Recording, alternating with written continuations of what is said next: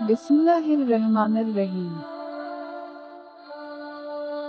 हुज़ूर सल्लल्लाहु अलैहि वसल्लम ने फरमाया, मफ़हूम, 4 चीज़ें आपको परेशान या बीमार करती हैं।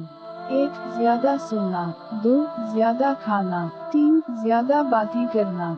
4. ज़्यादा लोगों से मेल जोल। 4 चीज़ें आपको ख़त्म करती हैं। 1. परेशानी। 2. गम। 3. भूख। 4. देर से सोना। 4 चीज़ों से रिज़्क़ की फरमानी रुक जाती है।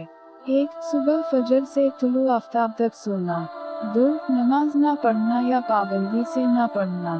3. सुस्ती करना। 4. धोखा देना। 4 चीज़ों से रिज़्क़ बढ़ता है।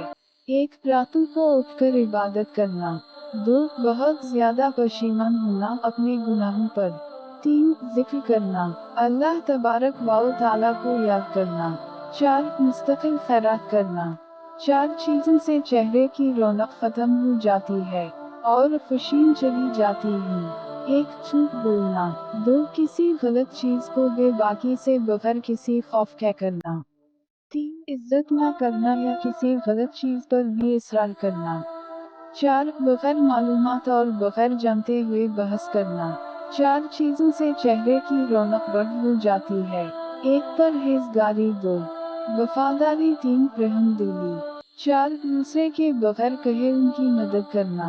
आप सल्लल्लाहु अलैहि वसल्लम ने मज़ीद फरमाया, मफ़हूम, दूसरों तक पहुँचाओ चाहे तुम एक आयत ही जानते हो।